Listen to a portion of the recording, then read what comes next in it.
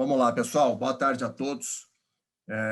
Queria aqui fazer um agradecimento especial à nossa mesa do webinar sobre a logística reversa de embalagens no estado do Mato Grosso do Sul. O intuito desse encontro é fazer um bate-papo construtivo diante da regulamentação promovida pelo estado do Mato Grosso do Sul acerca da logística reversa de embalagens. Para tanto, o nosso bate-papo aqui hoje conta com a participação do Dr. Luciano Lobé, promotor de justiça do Mato Grosso do Sul, com a senhora Sara Nogueira, do Instituto de Meio Ambiente do Mato Grosso do Sul, com o Fernando Bernardes, coordenador de projetos do Tribunal de Contas do Estado do Mato Grosso do Sul, com Rose Hernandes, coordenadora do Programa de Logística Reversa de a Mão para o Futuro, Thaís Faguri, também a executiva do Prolata, Programa de Logística Reversa de Embalagens de Aço. Também temos a participação do Renato Paquet, o CEO da Pollen, Logística Reversa também, valorização de resíduos. E também contamos com a participação do Dione Manetti, da Pragma, do programa Recupera de Embalagens em Geral. Então, aqui o intuito é apenas trocar algumas informações quanto às lições aprendidas na regulação do tema, especialmente aí capitaneada pelo Estado do Mato Grosso do Sul. Então, é um bate-papo, é uma dinâmica onde cada um vai trazer um pouco da sua visão, da experiência, em particular, iniciando pelos representantes do MP, Dr. Luciano, pela Sara, do Imaçu e pelo Fernando Bernardes, trazendo um pouco o apanhado da regulação, e não por acaso esse encontro. Nós tivemos agora, no final do mês, a publicação das portarias do Imaçu sobre as empresas e as entidades que observaram as diretrizes da logística reversa, que apresentaram seu relatório, que fizeram seu reporte. Então, aqui hoje temos também 4 representantes de programas coletivos, de modelos de logística reversa no estado do Mato Grosso do Sul. O intuito é fazer uma construção aqui, um bate-papo, mais uma vez. É uma dinâmica aberta, em que nós temos o privilégio aqui de ouvir profissionais que estão à frente desse tema, que lideram essa agenda, tanto na perspectiva da agenda pública, como também por parte do setor privado empresarial, com sistemas e programas de logística reversa de embalagens em geral. Então, sem mais delongas, aqui eu queria já passar a palavra para o doutor Luciano Lobé, do Ministério Público, promotor de justiça do Ministério Público do Mato Grosso do Sul, que tem um particular empenho nesse tema, tem trabalhado bastante com essa agenda, e renovando os agradecimentos, doutor Luciano, por ter aceito o nosso convite, e a palavra é sua. E agradecendo naturalmente a todos que estão aqui nos ouvindo também. Chegamos aqui a uma audiência com mais de 100 participantes, e agradecendo aí também a todos que nos acompanham e aos representantes dos programas. Doutor Luciano. Bom, boa tarde, é um prazer aqui estar com vocês, mais uma vez falando aí dessa temática da logística reversa aqui no Mato Grosso do Sul. Queria agradecer aí o Fabrício o convite para estar nessa webinar aqui. Pelo que ele me disse, prioritariamente de público das empresas interessadas ou que eventualmente possam ser objeto do decreto de atuação de logística reversa e outras pessoas interessadas aí no tema. E aí eu acho importante, Fabrício, começar essa nossa conversa. Vai ser uma conversa rápida, uma exposição rápida, contando um pouquinho do histórico de como que a gente começou a atuar nessa temática aqui. Eu, quando comecei aqui, meu nome é Luciano Lobé, então eu faço parte do Ministério Público, e a minha função aqui no Estado é auxiliar os colegas todos nessa área ambiental, com planejamento, com atuação, com peças, com uma atuação conjunta, e no caso específico da logística reversa, a gente já vinha de uma atuação firme na política de tentativa de extinção dos lixões aqui do Estado.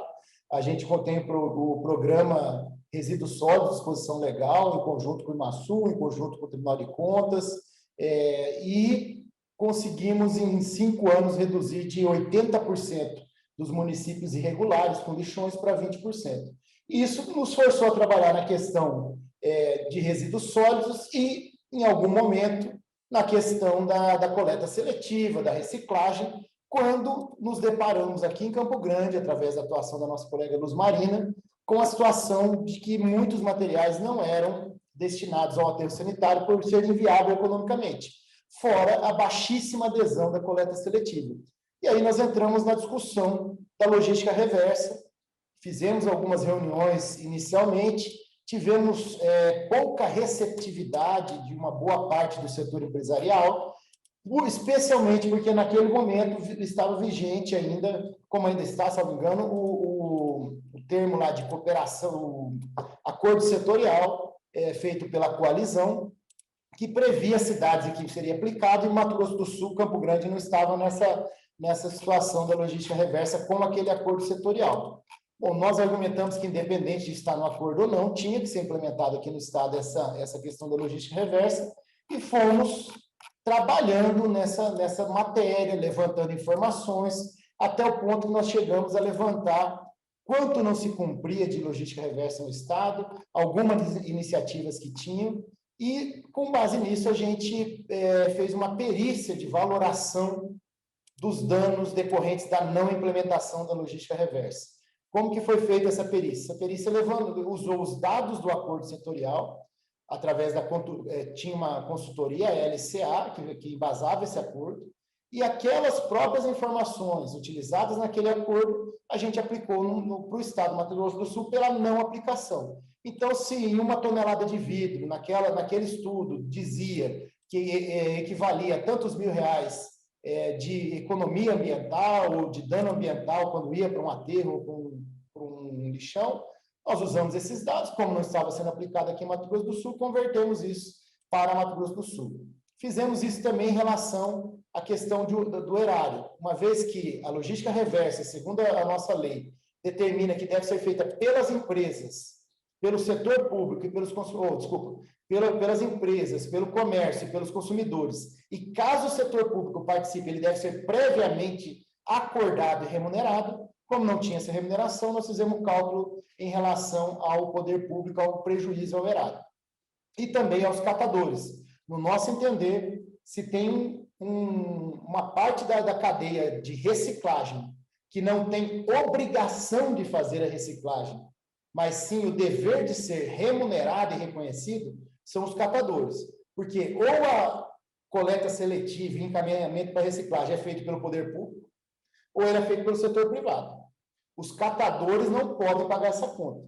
Os catadores devem receber pelo material e, na medida do possível, receber pelo serviço prestado. E como esses catadores exerciam uma parte que deveria ser feita pela indústria e não estavam sendo remunerados, nós calculamos isso. E, a partir daí, fomos na busca de acordos com o setor privado. Fizemos um edital de chamamento de mais de 9.000 empresas, por isso acabou depois gerando essa remessa para o IMASU, e iniciamos negociações e fizemos negociações com vários setores. Aí, Fabrício, eu queria uma coisa que a gente sempre comenta, eu acho que um primeiro passo importante que Mato Grosso do Sul deu na questão da logística reversa foi colocar esse tema realmente na agenda de vários setores que não estavam olhando para ele, né? Alguns já estavam muito avançados, mas tivemos casos de associações aqui que representam milhares de indústrias, simplesmente dizendo, não tem nada a ver com isso, nunca ouvi falar, essa lei não pegou, ou coisa parecida. Então, isso foi um aprendizado. Por quê? Porque todo esse trabalho no Ministério Público começou lá com o meu colega Lute, de São Paulo, e o Ministério Público Federal, questionando o acordo setorial. E, ao questionar o acordo setorial, ele deixou de fora uma série de setores que não estavam no acordo setorial, porque ele estava questionando o instrumento em si. E, com isso, houve uma reclamação legítima, ao meu ver, das empresas, dizendo, bom, tudo bem, vocês estão com ações aqui, cobrando que esse acordo setorial seja melhor, mas e os demais que não estão cumprindo? A gente, pelo menos, deu cara a tapa, veio, nos organizou, dissemos o que vamos cumprir, e todo um setor que não está sendo cumprido. Aí minha colega Annelise, lá no Rio Grande do Sul, avançou um pouco mais, já nessa linha de cobrar prejuízo ao erário, e incluiu algumas associações que não faziam parte do acordo setorial. Nós aqui, na medida do possível, tentamos ao máximo rastrear todas as representatividades desse setor de embalagem em geral para incluir nessa chamada.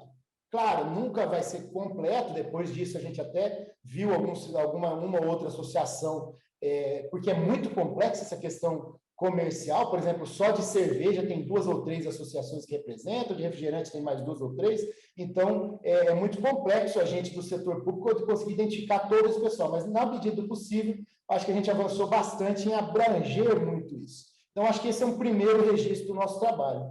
Um segundo registro importante, que eu acho, Fabrício, é separar o joio do trigo. A gente, eu acho que com esse trabalho, conseguiu separar quem já vinha fazendo alguma coisa, quem não vinha fazendo, mas estava disposto a fazer algo concretamente, e quem não estava disposto a fazer algo naquele momento. Então, com isso, a gente conseguiu, por exemplo, no caso aqui do nosso trabalho aqui, eu acho que tem que reconhecer isso, no caso do Dê a Mãos para o Futuro, sequer foi proposto um termo de acordo, porque quando foi ser proposto isso, eles já apresentaram os acordos que eles tinham com as cooperativas, que eram contratos, e sendo contratos, tinham metas e eram passíveis de execução na justiça, caso não cumprido. Então, para nós, bastava fiscalizar se aquilo que eles estavam prometendo para as cooperativas ou com as cooperativas estava sendo cumprido. Tivemos acordos, por exemplo, que vai ser exposto pela Thaís aqui, da Abrafat e da Beaço, que tinham projetos em andamento, foram implementados, com a Bividro, que implementou um projeto pioneiro aqui de garantia de compra do vidro, alguns outros com a Bicalçados na questão de aquisição de cotas de reserva, de títulos aí dessas cotas de logística reversa, e assim a gente foi caminhando. Mas, com a grande maioria, não tivemos a sorte de fazer esse acordo. Foi aí que nós precisamos entrar com 136 ações civis públicas contra 72 réus. Desses, 45 eram as associações, 48 associações e empresas. Dessas, das maiores empresas do mundo, a gente ajuizou essas ações, empresas de bebida, empresas de refrigerante, empresas de alimentação, de vários setores. Entramos com essas ações, mas, com isso, houve a movimentação, e aí eu acho que foi o grande outro avanço que nós tivemos aqui, foi a vinda do decreto do CISREV, que eu acredito que o Fernando e o restante dos convidados irão nos detalhar melhor. Foi criado um sistema de logística reversa no Mato Grosso do Sul, que aí eu registro um outro passo importante, a conseguir encontrar uma metodologia para um Estado não industrializado. Porque o exemplo que a gente tinha até então era São Paulo e, se não me engano, Rio de Janeiro, que vinculava a logística reversa à planta industrial. Mas só que, no nosso caso, nós não somos um Estado industrializado. Então, é o exemplo que eu sempre dou aqui. Nós temos aqui uma cervejaria que produz cerveja de baixo custo, que concorre com essas outras cervejarias, inclusive as maiores do mundo. Se a gente seguisse naquela lógica, a cervejaria de Mato Grosso do Sul teria que cumprir logística reversa aqui, tendo um custo ambiental maior, e as maiores do mundo não cumpririam. Então, não podia ser. Então, nós encontramos, através do decreto do CISREV, um sistema que, primeiro, não é vinculado à planta industrial. Segundo, ele é fácil, porque ele confia no empreendedor. Ele é autodeclaratório, ele é como se fosse um imposto de renda. Eu venho, me cadastro, informo quanto eu coloco no mercado e depois apresento um relatório dizendo que eu tirei do mercado 22%. Por que 22%? Porque é o que está no acordo setorial. Eu acho que foi a outra grande vantagem. E aí, com base nesse decreto e seguindo o que o Conselho Nacional do Ministério Público determina, seguindo o que o nosso procurador-geral aqui tem uma linha de atuação muito forte na questão de consensualidade do Ministério Público ser uma entidade que consiga agregar o setor público, o setor privado e ser um articulador, seguindo essa orientação que a doutora Maribu aqui no Centro de Apoio do Meio Ambiente sempre passa, nós buscamos incansavelmente chegar a um acordo nessas ações judiciais. Muitas reuniões com os maiores escritórios do Brasil, com gerentes e empresários, proprietários de empresas, presidentes de associações, e conseguimos, então, um grande acordo nessas ações, através tinha um recurso que concentrava todas as ações, que é o IRDR. Conseguimos conversar com o desembargador lá, que ele aceitasse uma coisa pioneira também, que é um acordo só em um recurso para 130 e poucas ações. Imagina se nós tivéssemos que costurar um acordo em cada ação civil pública dessa. Conseguimos todo esse envolvimento. Isso é um trabalho coletivo meu, da doutora Marigô, da minha colega Luz Marina e dos promotores que atuaram nisso, em conjunto com os advogados, em conjunto com o Poder Judiciário, e selamos esses acordos e conseguimos aí extinguir essas ações judiciais todas. Agora só estamos na fase de dar baixa realmente no sistema delas, mas já estão extintas essas ações, no meu entender. E aí, o que eu chamo, meu colega Hermes Zanetti sempre fala sobre isso, sobre o processo estrutural, né? Nós temos o processo comum, que é aquele do A contra B, o João contra o Chico, e nós temos processos judiciais que mudam toda uma estrutura estatal, e eu acho que esse é um grande exemplo de processo estrutural. É um processo que mudou, que criou um sistema, que ajudou a construir aí eu tenho que reconhecer muito o trabalho do IMASU, o trabalho do Tribunal de Contas, o trabalho da FIEMES aqui, o apoio da Fiesp, que mandou o sistema para a gente, mais recentemente da UEMES, que num convênio tem fornecido estagiários de pós-graduação, que são pessoas formadas, mas que têm bolsa de pós-graduação, para poder trabalhar em todas essas iniciativas, e chegamos nesse momento. Aí eu vou falar um pouco, 2 minutinhos da perspectiva de futuro que eu vejo, e das considerações finais, aí, o que me preocupa. Perspectiva de futuro, a minha esperança é que, da mesma forma como a gente conseguiu acordo em todas essas ações, a gente não precise judicializar nenhum caso. Nós estamos seguindo aí, em conjunto, em IMASU, Ministério Público e Tribunal de Contas, todo um caminho para, primeiro, evitar a todo custo qualquer tipo de multa para as empresas.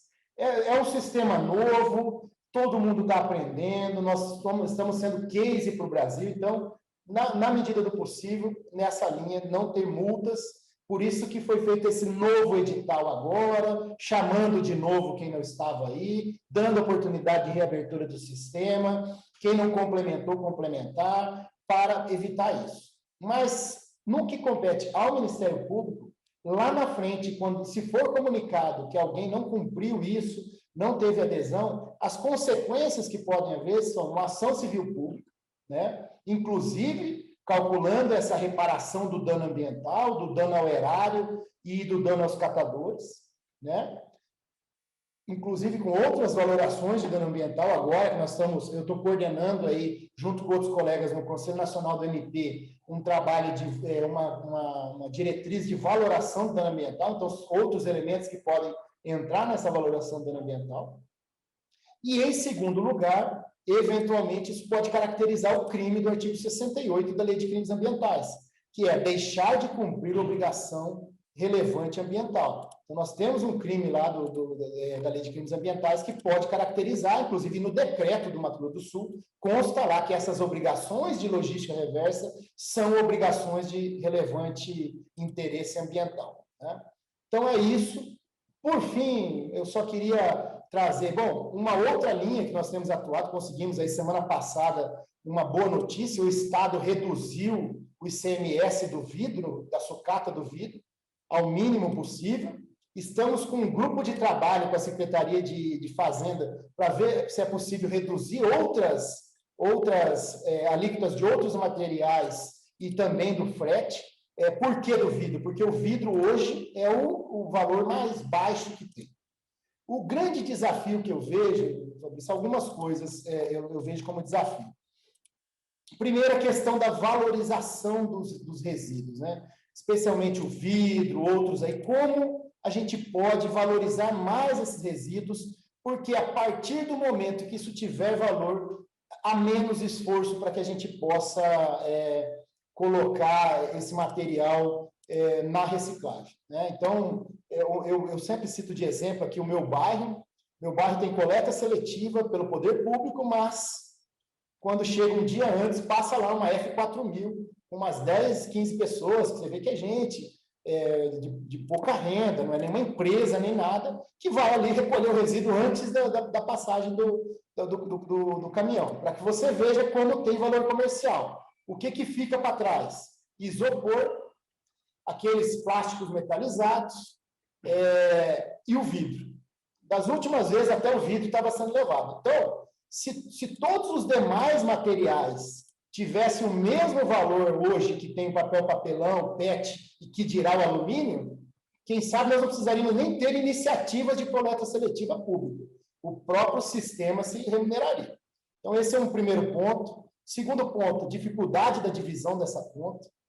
O que compete à indústria? O pessoal sempre reclama, mas vocês foram muito em cima da indústria e não foram no comércio. A questão é que quem coloca hoje é a indústria, e eu vejo, e aí uma particularidade que eu vejo muito difícil é o seguinte: como conciliar a política de PEV, que em tese é a obrigação do mercado, os supermercados, e nós avançamos nisso aqui, né? Os supermercados aqui fizeram um acordo de dar o espaço do PEV, instalar o PEV e dar destinação a esse material. Diferentemente do que geralmente eles defendem, que a obrigação deles é só disponibilizar o espaço, aqui eles disponibilizaram o espaço, o PEV, e dão destinação ao material. Só que eu acho muito difícil conciliar isso com a coleta seletiva porta a porta. Não faz sentido eu sair da minha casa e sair da minha casa e entregar um resíduo reciclável lá no PEV do mercado, sendo que o caminhão passa na minha porta. Então, na minha visão, aí é muito particular minha, essa questão das indústrias estarem se obrigando à logística reversa vai refletir lá no comércio, lá na frente. Ou de uma forma de parceria, ou de alguma outra forma. Mas nós fizemos aqui com o comércio a questão de assumir os PEVs, nós fizemos aqui com o comércio a questão de divulgação e também. Os grandes geradores, eu acho que é uma questão importante a ser articulada também, esses sim, com muito mais força do que o comércio em geral com os PEVs, e a organização dos catadores. Eu acho que são alguns desafios que nós temos que trabalhar aí. Espero ter contribuído aí. Muito obrigado. Muito obrigado, doutor Luciano. Eu acho que trouxe uma visão do Ministério Público e acho que do trabalho aí diretamente encampado pelo senhor, pela doutora Luz Marina. Eu acho que chama atenção a importância de mitigar o risco da judicialização, né? Esse é um empenho permanente, primeiro de aclarar que se trata de uma obrigação. Implementar a logística reversa está previsto na Lei 12.305. Segundo, essa sensibilização de que todos os agentes da cadeia estão envolvidos. E terceiro, os potenciais riscos associados ao não cumprimento. E acho que o senhor trouxe a importância da isonomia, de assegurar com que todos, de certa forma, implementem, que talvez é onde passe a dar a sensação para o usuário que o sistema tem uma maior abrangência, que isso vem sendo implementado no país. De toda forma, muito obrigado pelas considerações. Já passo direto aqui para Sara Nogueira, do IMASU. Sara, obrigado também por aceitar o nosso convite. Boa tarde a todos. Agradeço o convite e a possibilidade de participarmos de um evento tão importante nesse momento que Mato Grosso do Sul atravessa em relação à logística reversa. Sem dúvida nenhuma, o doutor Luciano Lobé foi bastante enfático e nós agradecemos e queremos reforçar que realmente esse projeto que hoje nós estamos vivenciando, ele começou lá no passado e, sem dúvida nenhuma, se nós não tivéssemos resíduos sólidos de disposição legal, talvez nós não estivéssemos conversando sobre isso nesse momento. Mas, para nós do IMASU, foi um processo muito importante e interessante. A criação, o desenvolvimento do decreto foi importantíssimo, a publicação dele e os que vieram a seguir. Eu quero destacar o fato do convênio com a Fiesp na construção do SISREV, que, sem dúvida nenhuma, se nós não tivéssemos um sistema informatizado, dificilmente nós teríamos os resultados que nós pudemos apresentar da retirada do mercado dessas embalagens, porque é impossível, né, analisarmos todas as notas fiscais como foi feito. E também eu destaco a importância da parceria. a parceria Tribunal de Contas, Ministério Público, IMASU e outros entes, né, pertencentes da cadeia, eles foram fundamentais para que a gente pudesse construir um sistema que tem sido, que muito nos orgulha, né, e nós temos aí os resultados que comprovam isso, a valorização das organizações de catadores, eu acho isso fundamental, importantíssimo, porque é geração de emprego e renda, é a inclusão social, e também pela parte ambiental, nós estarmos postergando investimentos em aterros sanitários e podendo trazer um novo olhar até para a população, para o cidadão, levando o conceito do lixo que não é lixo, né? A valorização dos resíduos recicláveis. Então, para nós, está sendo um momento de extrema criação, né? Nós ainda estamos em desenvolvimento, e também, assim, não é nosso objetivo penalizar ninguém, nem judicializar, tanto é que eu costumo dizer que nós estamos caminhando a segunda milha. Nós vamos abrir para que as empresas possam se cadastrar, aquelas que não se cadastraram, e eu gostaria aqui de dizer que o prazo para aquelas empresas que fizeram a justificativa e que, porventura, suas justificativas foram indeferidas, elas têm até o dia 10 de agosto para apresentarem novamente suas justificativas, reforçando aquilo que talvez falta complementar na sua justificativa, e desta feita, no sistema, no site do IMASU, um formulário digital que possibilita você analisar se realmente você se enquadra ou não no decreto 15.340.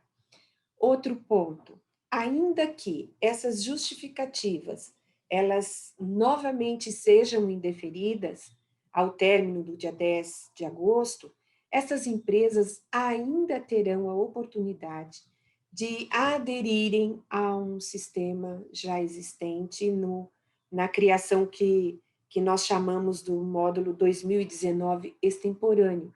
Então, procurar uma entidade gestora para se regularizar, ou até mesmo essa empresa pode se enquadrar ou se cadastrar como uma entidade gestora, e ainda tem o prazo até o dia 23 de setembro para que ela possa se regularizar junto ao IMASU quanto à logística reversa. Então, assim, o IMASU, ele está possibilitando alternativas para que, ao término de novembro de 2021, nós não tenhamos nenhuma empresa que deveria ter se regularizado, que não tenha se regularizado. Não é nossa intenção aplicar multa, não é nossa intenção penalizar ninguém. E sim, é nossa intenção propiciar para janeiro de 2022 um número maior de empresas se regularizando e uma quantidade maior de massa sendo retirada dos nossos aterros aqui.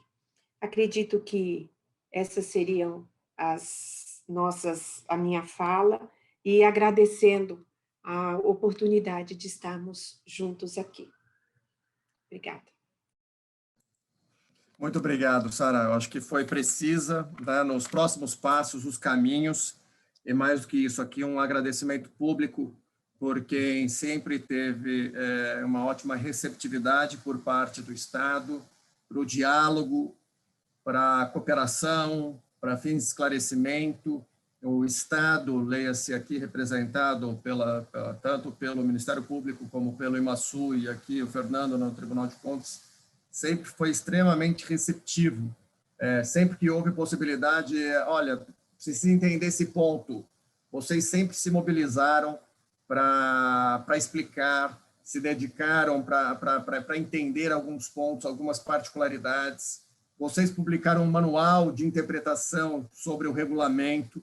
Então, as sessões, na verdade, não só as sessões de esclarecimento, mas as notas de esclarecimento que vieram, né, complementar a norma, buscando sempre... Veja, nós temos uma norma, mas ela foi aperfeiçoada no seu entendimento e particularmente na sua operacionalização, no bojo do sistema, buscando ser friendly, buscando atender à expectativa dos operadores em termos de como lançar a informação, qual a dinâmica, qual o formato, criando aí uma boa experiência no âmbito da implementação da logística reversa. Então, fica aqui meus cumprimentos também, e um agradecimento particular a você, a Thaís e todo o time, que sempre foi extremamente, o Gustavo, todo o time extremamente solícito e o Luciano, desculpa, e colaborativo.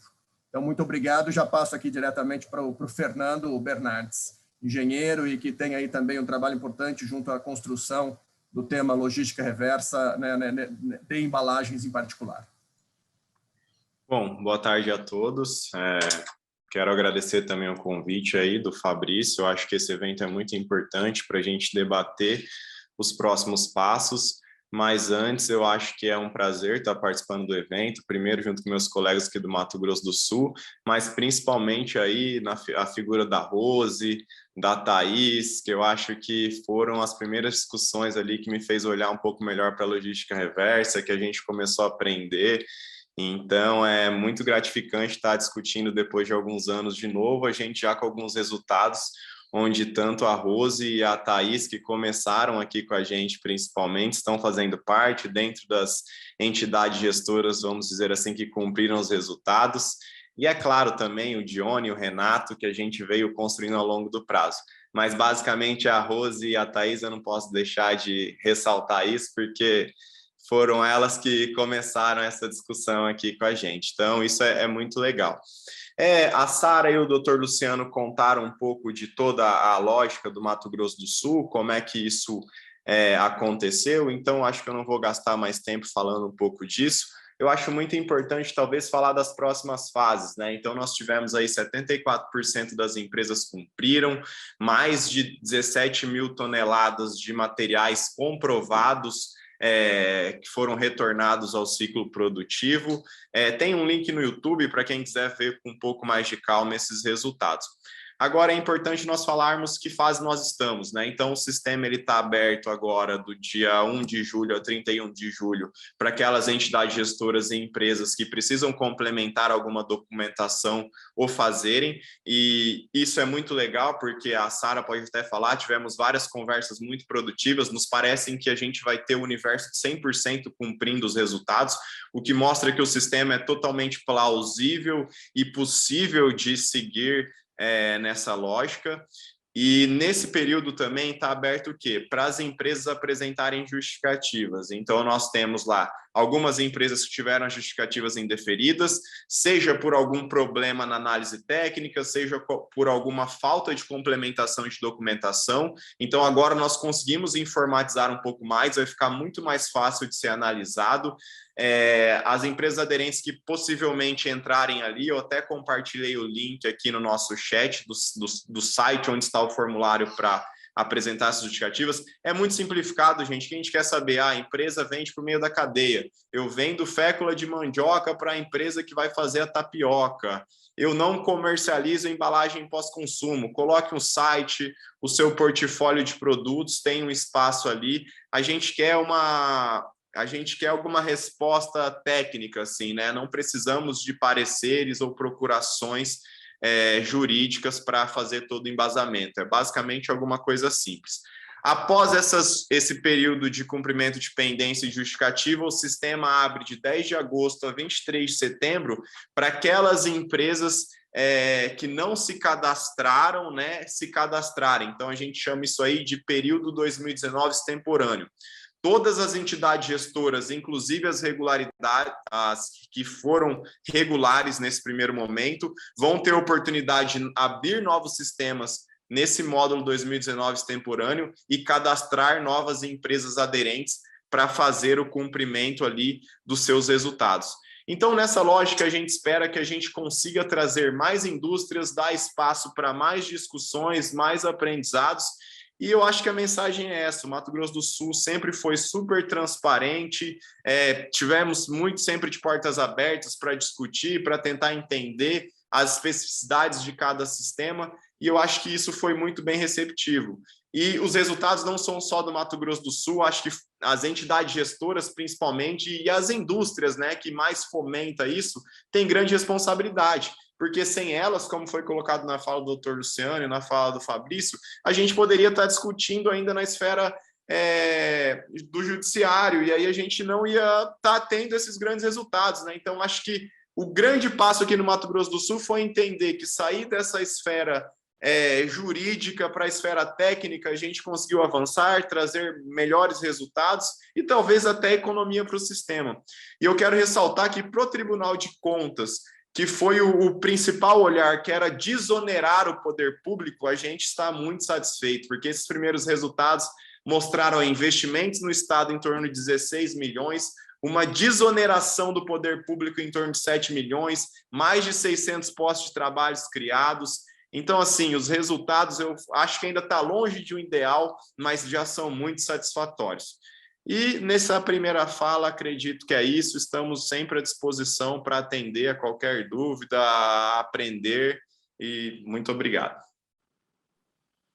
Muito obrigado, Fernando. Ótimas considerações. Eu acho que até quando você menciona, né, o programa De Mão para o Futuro e Prolata, que talvez aí no início das discussões, da construção, e reforço que eu coloquei aqui da capacidade e do prestígio ao diálogo que o Estado adotou na construção da regulação. Então, isso mostra que a gente aprende em conjunto, a gente constrói, a gente discute, aperfeiçoa, e isso foi feito com muita propriedade aí por vocês, e que certamente demonstra os resultados que você muito bem apontou.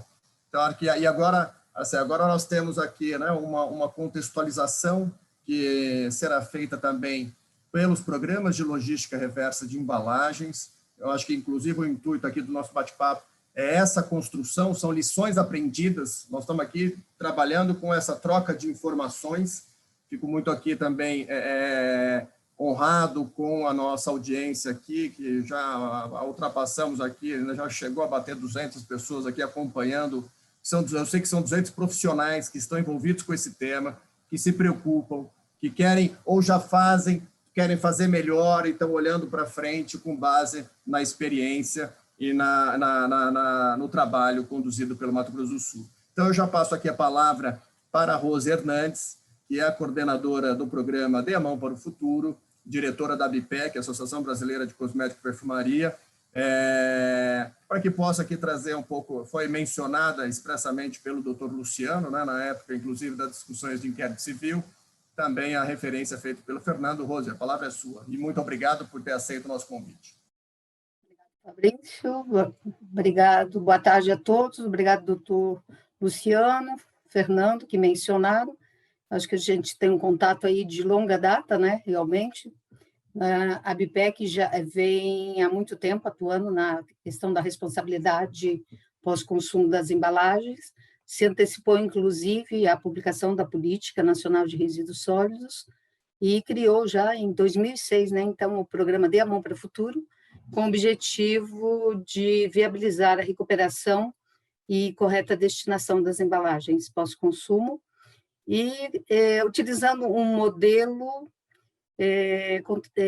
com tecnologias mais sustentáveis, ou seja, promovendo, né, a recuperação das embalagens, aliado à inclusão do catador, melhoria da renda desse catador e a formalização do seu trabalho. No Brasil, já são cerca de 162 cooperativas e mais de 5.000 catadores que fazem parte do programa.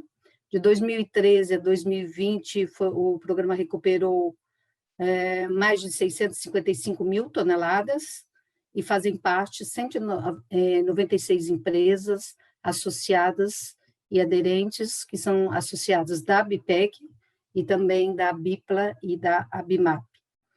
O programa foi implementado já no Mato Grosso do Sul, antes mesmo, né, do chamamento aí do Ministério Público ou das ações, e nós já estávamos presentes, atuando em algumas cooperativas.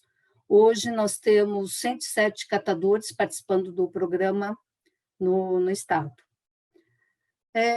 No momento aí que nós tivemos, né, esse contato e começou o sistema, o que nós aprendemos, os volumes recuperados pelos investimentos realizados pelo programa, eles como são 100% provenientes de operadores logísticos primários, ou seja, cooperativas, né, que são unidades de triagem que recebem esses materiais, que estão segregados de alguma forma na fonte e coletados na fonte, segregados e coletados na fonte.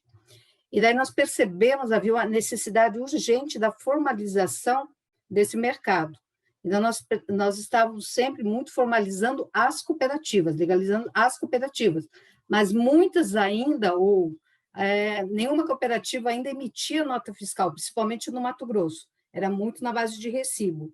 Nós tivemos muito problema nessa formalização para emissão de notas fiscais, porque o sistema, né, se baseia em notas fiscais, e isso depois nós aprendemos e corremos atrás em todas as outras cooperativas.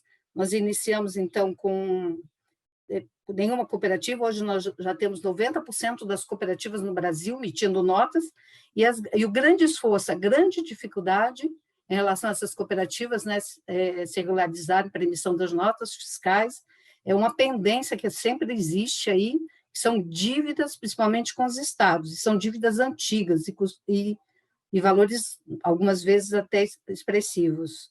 E também a questão de pagamento de tributos, alguns tributos na emissão das próprias notas fiscais, o que encarece, né, para as cooperativas. Bom, eu acho que também uma outra questão que a gente vê muito hoje é que houve realmente um fortalecimento da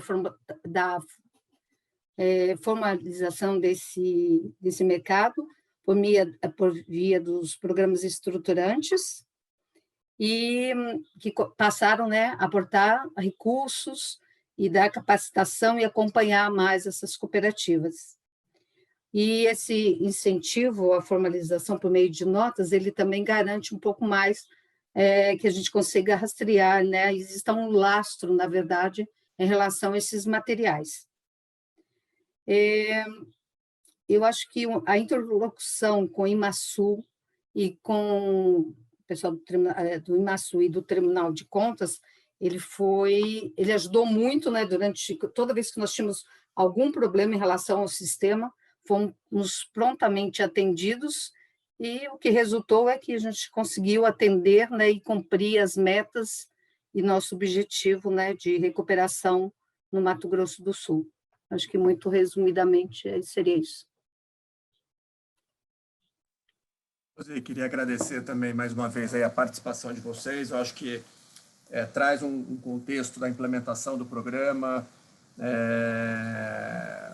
não só no Mato Grosso do Sul, mas como no Brasil, aí com mais de 600 mil toneladas de materiais recicláveis recuperados. E aqui até, só para esclarecer o pessoal que está nos acompanhando, hoje a nossa conversa, nós temos uma entidade representativa que implementa o programa em nome dos seus associados, como é o exemplo do programa Dê a Mão para o Futuro, que a ABPEC coordena, tem a BIPLA e a BIMAP, né, que são parceiras junto desse programa. Nós temos aqui também uma entidade gestora constituída com tal finalidade, que é uma pessoa jurídica que implementa o programa, no caso o Prolata, que a Thaís vai falar.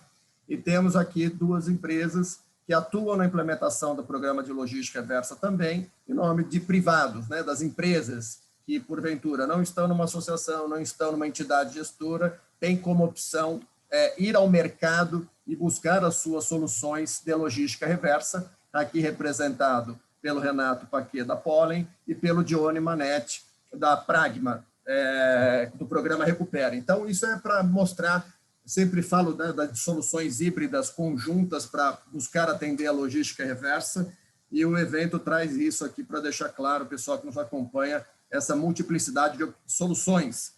E também, aproveitando algumas perguntas aqui só do chat, só para fazer um esclarecimento que logística reversa é algo que é implementado de forma gradual e progressiva.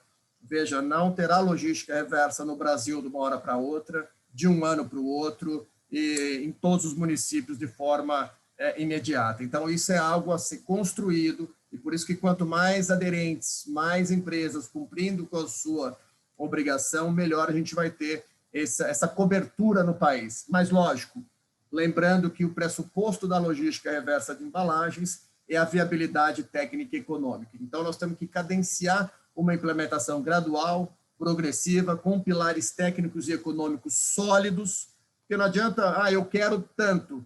Veja, num país que mais de 2.500 municípios convivem com lixões, eu acho que é sempre a cautela que nós precisamos ter, não é porque é o setor empresarial que, de fato, implementa de uma hora para outra. Então, acho que é essa construção, essa gradualidade que deve ser sempre o norte aqui da nossa reflexão. Tá? Então, queria aqui já passar a palavra para a Thaís, agradecendo também, mais uma vez, Rose. E, Thaís, a palavra é sua e obrigado. Obrigada, Fabrício. Obrigada pelo convite. Quero agradecer primeiro aí o Dr. Luciano Lobé, o Fernando, a Sara. Como bem colocou o Lobé logo no começo, a intenção do Estado não é judicializar. Acho que desde o início, quando nós fomos chamados como a ABASO, que a Abrafat também, que é a Associação Brasileira de Tintas, que faz parte do Prolata, também foi chamada, a gente agendou uma conversa com o doutor Luciano, com a doutora Luz Marina, com o Fernando, e todos foram super disponíveis, né, e se colocaram à disposição para que a gente pudesse implementar o programa no Estado. Diferentemente da Rose, que já tinha o programa lá implementado no Mato Grosso do Sul, nós do programa Prolata, a gente tinha elencado alguns estados prioritários, né? Então, a gente não está no termo da coalizão, mas independentemente de não estarmos no termo da coalizão, o setor de latas de aço não assinou com a coalizão desde o início. A gente fez uma propositura de um termo em paralelo de latas de aço, e desde o início, independentemente da assinatura do termo ou não, a gente trabalhou na implementação do programa. O programa, ele trouxe referências de programas de logística reversa de fora, então a gente trabalhou com referências internacionais de programas de logística reversa, de referências locais de programas de logística reversa, para entender quais pontos a gente atuaria, quais pilares a gente atuaria, e aí a gente implementou o Prolata em 2012 e começou a executar as atividades em 2013. Né? O Prolata ele tem 3 lastros principais, então a gente tem um lastro em cooperativas de catadores e catadoras de materiais recicláveis, a gente tem um lastro em entrepostos, que é o que garante escoamento, acumulação do material e a destinação ambientalmente adequada do material, no nosso caso, siderurgia, e a gente tem um lastro dos pontos de entrega voluntária, né? Esses 3 lastros, a gente diz, e ainda tem mais um lastro que a gente diz que é o que permeia por todas as cadeias e é o que vai trazer a sustentabilidade a longo prazo dos sistemas de logística reversa, que é o lastro de educação ambiental, né? Então, todos esses lastros trabalhando em conjunto, a gente tem uma orientação para o futuro. No estado do Mato Grosso do Sul, a gente iniciou o programa com 2 dos pilares, né, que a gente tem trabalhado. Então, um dos pilares foi cooperativas, implementar o programa, executar o programa em cooperativas de catadores. Então, hoje a gente tem parceria com cooperativas em 2 municípios, em Nova Andradina e Ponta Porã. E aí, esses lastros cooperativas que a gente executa pelo programa hoje principalmente auxiliar a cooperativa na gestão do trabalho da cooperativa. A gente entende que isso assegura a sustentabilidade da cooperativa e auxiliá-los na comercialização do material. Então, de que forma que a gente faz essa gestão na cooperativa? Primeiro ponto, regularização da cooperativa. E aí, acho que como bem colocou a Rose, uma das dificuldades é que a maioria das cooperativas não trabalhavam com emissão de notas fiscais, a maioria das cooperativas trabalhavam com um certo grau de informalidade, e aí, de maneira geral, o programa auxilia primeiro na regularização das cooperativas. De que forma? Até na retirada de atos constitutivos, do CNPJ da própria cooperativa, na regularização para emissão da nota fiscal.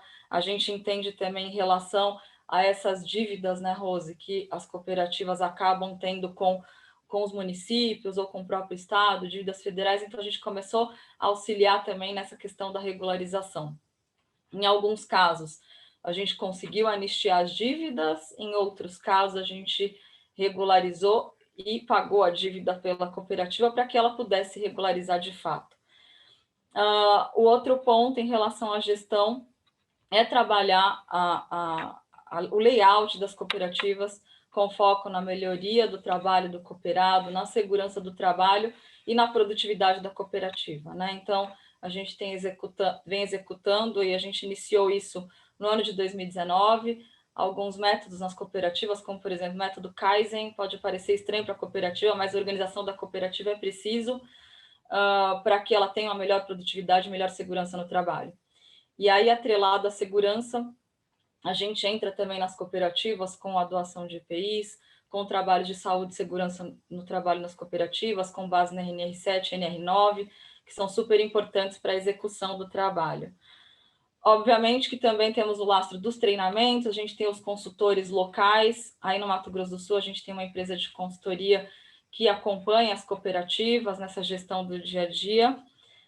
No caso dos entrepostos, eles garantem, a gente tem aí 3 entrepostos parceiros que fazem a acumulação dos materiais e fazem a destinação para siderúrgicas parceiras.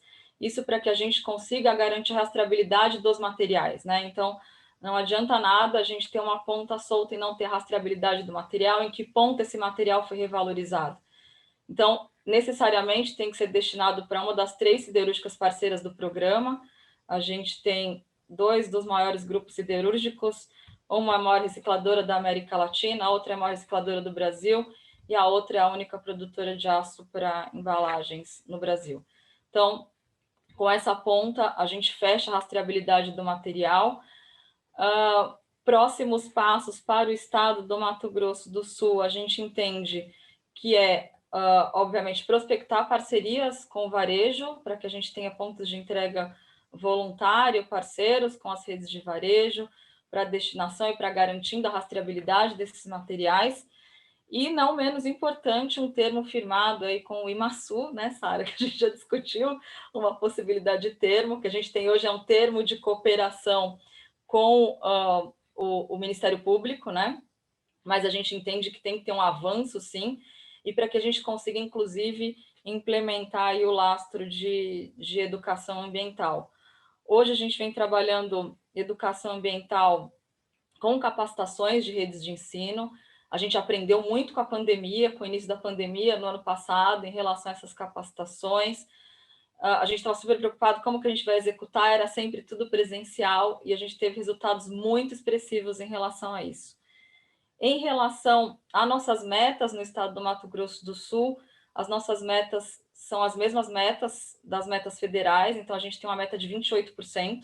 A nossa meta é mais restritiva em relação ao termo federal, firmado com o Ministério do Meio Ambiente, porque para a gente ter um termo separado da coalizão de embalagens, uma das coisas que a gente teria que ter uma meta mais restritiva, e a nossa meta é de 28%, né? Então, a nossa meta aí no estado, no ano passado, era de 1.084 toneladas, e a gente executou no estado 1.144 toneladas, né? Então, a ideia é que essas metas sejam sempre graduais, sempre crescentes, e não menos importante do que as metas volumétricas, as metas estruturantes também são muito importantes, como bem colocou a Rose.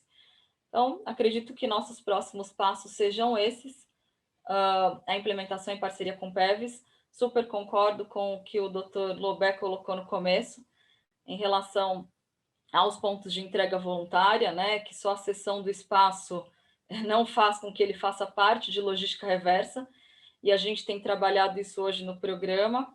A gente já tem hoje 12 redes de varejo parceiras do programa hoje, que são parceiras do Prolata, e que entendem que não é só a cessão do espaço, que ele também tem que fazer a gestão do material, que ele também tem que fazer um encaminhamento adequado desse material. A gente tem hoje a indústria de tintas, a indústria de alimentos fazendo parte do programa. O início do programa ele foi com os fabricantes de latas que acreditaram que o programa de logística reversa era possível. Hoje a gente tem mais de 400 CNPJs aderentes ao programa, então a gente tem um tamanho bastante considerável, e obviamente que estendendo a outros estados, já vi aqui no chat que tem uma outra pessoa de outro estado, a Sara, do Ceará, que é sua xará, Sara, aí do Mato Grosso do Sul, a Sara do Ceará, que também é da Secretaria de Meio Ambiente. Sara está aí, obrigada. E a gente também está tentando costurar um termo lá no Ceará, apesar do programa já estar no estado, a gente tentando costurar um termo, obviamente, para ampliar. Muito obrigada. E estou à disposição aí para as dúvidas e perguntas. Obrigada, Fabrício. Valeu, Thaís. Muito obrigado pelas considerações. Eu acho que vem em complemento aí os programas que vêm sendo implementados, que vão se estruturando, que tem como uma base, né, a tornar, dignificar as atividades das cooperativas de catadores e catadoras de materiais recicláveis, apoio sem qual muitas delas não poderiam ascender ou melhorar, aumentar a sua capacidade produtiva. Então, acho que isso tudo tem e além do que a própria Política Nacional de Resíduos prevê como uma das formas de estruturar a logística reversa de embalagens por intermédio de apoio e parceria com cooperativas, né? Então, acho que super alinhado à contextualização de vocês. Já passo aqui a palavra diretamente para o Renato Paquet, que é o CEO da Pollen, e que também acompanha no estado a logística reversa, e que também apoiou algumas empresas na busca da solução pela logística reversa de embalagem local. Renato, a palavra é sua. Fabrício, boa tarde, obrigado aí pelo convite, obrigado aí também, um prazer estar aqui com todos os colegas que dialogam sempre aqui para a construção do Brasil que melhora cada dia mais aí na logística reversa. Bom, acho que a Mato Grosso do Sul trouxe um exemplo ali muito interessante, uma forma inovadora de como se cumprir, o que se fazer, como se trazer a solução para as indústrias e como envolver os catadores, e deixou principalmente esse caminho para o diálogo muito aberto, já ressaltado aqui anteriormente pelos colegas, mas que acho que sempre vale a pena ressaltá-lo mais uma vez. Sempre foram muito abertos aos cumprimentos e a tudo que a gente chegava para propor ou para entender que seja o que estavam colocando lá, e, enfim, sempre muito participativos. Acho que o nosso trabalho na Pollen passa muito por facilitar demais a adesão das empresas a programas de logística reversa que gerem impactos contundentes, efetivos em cada região em que atua, e que isso não demande uma complexidade qualquer que seja por vista dessas empresas. Então, vai criar uma solução muito fácil para eles e efetiva, né? Então, lá na Pollen, a gente basicamente trabalha com a declaração das empresas pelo que elas colocam no mercado, e assim a gente trabalha toda a cadeia de desenvolvimento da recolhimento dessas embalagens no território alvo dessa mitigação. E lá no Mato Grosso do Sul, eu fiz questão de ir, passei quase um mês no estado, rodando todo o estado pessoalmente, coisa que não fazia há algum tempo, sempre deixava para o time de campo, mas lá acho que era uma razão de como o estado trouxe bastante inovação, eu queria ter também um entendimento sobre o território. Então, rodamos lá os 4 cantos do estado, hoje com parceiros também nos 4 cantos do estado, fazendo todo o recolhimento dessas embalagens para que nós possamos aí reinseri-las na cadeia da reciclagem, né? E aí, falando um pouco sobre a forma como nós fazemos isso, né? A Pollen trabalha com um sistema de logística reversa totalmente baseado em blockchain, uma tecnologia que basicamente dá transparência e muita rastreabilidade para todas as informações que estão lá contidas nas nossas empresas, né, nas empresas parceiras da Pollen. Então, e principalmente a gente torna, né, com a blockchain, com tudo que a gente oferece ali, com o QR Code do selo que vai para as embalagens, a gente oferece a oportunidade de todos os consumidores serem auditores das próprias marcas que consomem. Então, não somente os órgãos ambientais competentes, mas todo consumidor que porventura queira ser um auditor da sua marca. Então, quero saber se a empresa que eu consumo faz a logística reversa de embalagens, ela consegue acessar essas informações e auditar todas as informações, dizendo onde foi compensado o impacto dessa embalagem, que cooperativa é, quantas pessoas estão envolvidas, né, nessa atividade, para onde esse material foi, onde é que ele foi reciclado. Então, todo esse caminho, né, que envolve a logística reversa de embalagens, ele pode ser auditado por todo e qualquer consumidor. Então, isso é uma transparência que a gente faz questão de trazer sempre. Eu acho que selos, certificações deviam caminhar sempre para esse lado, né? Além da autoridade pública, né? de se colocar como realizador da ação, mas acho que, em vez de só dizer, a gente sempre demonstrar tudo que é feito, né? De princípio, meio e fim, pelas ações que se pretendem, né? com cada componente. Então, acho que lá no Mato Grosso a gente teve encontrou, né? Ocasiões assim muito distintas, né? Empresas em Campo Grande muito bem estruturadas, totalmente colocadas ali, as cooperativas já operando há bastante tempo, com todos os seus alvarás de funcionamento e elegibilidade, licença ou licença, né? Todos os documentos necessários ali para se operarem. E a gente encontrou também cenários totalmente adversos, né? E no interior, aí, principalmente do estado, né? Encontrando, né, ocasiões ali que poderiam configurar, por exemplo, um trabalho em condição análoga à escravidão, por exemplo, de catador, trabalhando em troca de trabalho dentro da cooperativa, e a gente ressignificar, em troca de moradia, dentro da cooperativa, e a gente ressignificar a situação, né? Conseguir remunerar esse catador diretamente para que ele pudesse locar um local para sua residência e acabar com esse passivo ali, potencial passivo dessa cooperativa, aumentando também toda a renda dessas cooperativas, né? Uma vez que a Pollen auxilia também com que eles façam toda a liquidez do material coletado no estado a um melhor custo, conectando eles direto com os recicladores finais, então com grandes indústrias, auxiliando em toda essa comercialização e compliance necessário para que eles estejam em dia aí com a lei. Então, a gente, para além de tudo, né, um dos nossos grandes objetivos é sempre compartilhar, né, todos os resultados e todos os resultados publicizáveis, né, aí dessas ações que a gente torna, para que as marcas, né, os brand owners, possam colocar à disposição dos seus consumidores, né, as ações que realizam em torno da logística reversa, para que ela não opere numa lógica interna da empresa como um tributo, né? Então, quanto mais eu vendo, mais eu pago, mas sim numa lógica de atributo, né? Quanto mais eu vendo, sim, eu tenho que neutralizar mais impacto de embalagem, mas como eu posso utilizar isso como uma ferramenta de engajamento e educação ambiental do meu consumidor.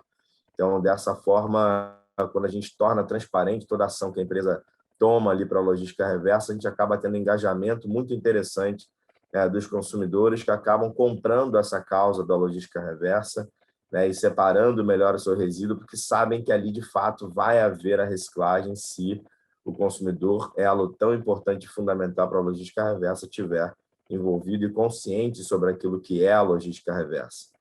Então, em muitos dos casos, a gente encontra ali, no Brasil, de uma forma geral, né, como o Fabrício colocou, muitos municípios não têm sequer a destinação adequada dos resíduos, né? E existe ainda uma realidade bastante grande de lixões no Brasil, mas existe também situações como o Lobé colocou, né? Quando a gente tem os catadores organizados fazendo toda a coleta também do município, que eles acabam, mesmo em municípios que há ainda a realidade dos lixões, eles são responsáveis, coletam esse material, levam para a cadeia da reciclagem e o reinserem na cadeia da reciclagem, né? Então, desviando esse resíduo com total potencial econômico, de irem para o caminho, né, do pior caminho possível ali do lixão e serem reinseridos, gerando renda, empregos, né, nesses estados, municípios onde atuam. Então, acho que todo o nosso papel é desenvolver plenamente essas cadeias para que toda a embalagem colocada no mercado seja neutralizada de forma muito fácil e realizável, e deixa todo o trabalho complexo existente na logística reversa para o nosso corpo técnico aqui na Pollen realizar, né, nas auditorias, nas homologações de toda a documentação, nas certificações de caminho e rastreabilidade de todo esse material.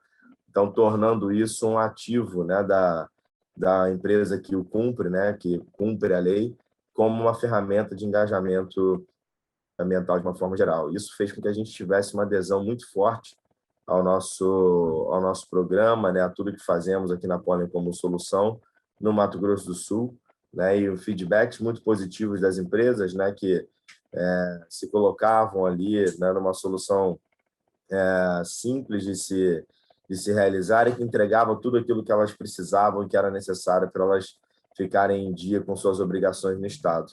Isso refletiu também também na outra ponta, né, uma remuneração direta ali para os operadores, né, são cooperativas e todos os parceiros da gente no Estado, ao incremento dessa renda dentro do Estado, né? E muito dos resíduos que não eram facilmente reciclados, como foi o caso do vidro citado aqui, né, tinha algumas cooperativas que estavam com um acúmulo bastante grande de vidro que nós visitamos lá, e por não terem liquidez desse material, não terem quem comprasse esse material, e fizemos também toda essa liquidação desse material em nome deles, para que isso fosse convertido em renda lá para eles e também, naturalmente, em melhores resultados ali para o Estado. Então, muito do nosso trabalho passa ali por reconhecimento de território, por entender que solução se adequa melhor àquele estado, àquele município em que estamos com solução, né, e desenvolver toda essa cadeia para que essa logística reversa seja, de fato, efetivamente cumprida e que vire também esse ativo, né, que muito falamos aí para as empresas ficarem em dia com a lei e comunicarem, né, e engajarem com seus consumidores. Então, acho que dando um resumo de uma forma geral aí de como é que é a nossa atuação, e me colocando aí totalmente disponível às conversas e ao diálogo, que acho que é onde a gente mais enriquece esse debate. Obrigado. Legal, Renato. Muito obrigado pela contextualização. Eu acho que você, inclusive, resgata toda a simbiose que tem entre os programas, entre os modelos, entre os sistemas. Quando os programas chegam nas cooperativas, o cenário que encontra, como você muito bem narrou, é um cenário de difícil, é um cenário complicado que, se não tiver essa atuação, essa coordenação, esse investimento, dificilmente ascenderão, no sentido de ascender, de melhorar a capacidade produtiva, de melhorar a recuperação de material, de assegurar uma recuperação de fato, aí não só pela venda do material, mas também hoje com o valor agregado, né, na venda para fins da logística reversa, inclusive. Então, acho que isso tudo mostra a simbiose do tema. Ele não é apartado, a logística reversa não é um tema isolado, né? A gente olha a logística com economia circular, com reintrodução de matéria-prima, pós-consumo, com tratamento fiscal diferenciado, que o doutor Luciano colocou logo no começo, que é a questão do vidro no Estado. Isso, inclusive, o STF, em recente julgado, 2 semanas atrás, o voto de Gilmar Mendes aponta o dedo para esse problema no Brasil. Seguinte, nós temos um dispositivo na Política Nacional de Resíduos Sólidos que trata de incentivos fiscais, econômicos e tributários, e isso não é encaminhado no país, lamentavelmente. Então, você tem uma competição entre produtos, entre matérias-primas, que não estimula a utilização do reciclável, que geralmente acaba tendo um custo, né, do aproveitamento, da limpeza, tudo envolvendo para potencializar o uso dessa resina ou desse material pós-consumo, e que, lamentavelmente, ainda não temos aí um tratamento diferenciado para tanto. E, por fim, aqui passo para o Dione Manetti, que é o CEO da Pragma e que executa o programa Recupera, de logística reversa de embalagens também, no estado do Mato Grosso do Sul, para as suas considerações. Depois eu faço um apanhado e gostaria de ouvir cada um para os seus endereçamentos. Dione. Vamos lá, Fabrício. Primeiro, agradecer mais uma vez pelo convite, pela oportunidade de compartilhar desse final de tarde aqui com todos, cumprimentar aí a equipe do Estado do Mato Grosso do Sul, o Dr. Loubert, o Fernando e a Sara, cumprimentar aqui os meus colegas de programas também de logística reversa, a Thaís, a Rose, o Renato, e eu vou fazer alguns comentários aqui, Fabrício, rápidos, mas tentando colaborar com a nossa discussão. Eu acho que, primeiro, vale dizer, e veja, aqui nós já fomos lá chancelados como uma das entidades gestoras que cumpriu a obrigação do Estado. Então, não preciso aqui jogar confete no Mato Grosso do Sul, porque já passou essa fase. Não que isso fosse mudar alguma coisa pela seriedade que o Estado vem demonstrando, mas eu acho que para reforçar. Acho que o Estado do Mato Grosso do Sul deu um grande exemplo em vários campos, né? Primeiro, o Estado mostrou a importância da integração dos diferentes órgãos e das diferentes instâncias do Estado. Veja, nós estamos aqui numa mesma mesa com o Ministério Público, com o Tribunal de Contas e com o órgão ambiental do Estado, né? Quiçá, doutor Lober, nós tivéssemos essa sintonia e integração em outros estados do país, talvez também tivéssemos avançado mais, né? Segundo, o Estado teve a sensibilidade de compreender que não era razoável cobrar só de quem assumiu o compromisso formal. Precisa ter isonomia.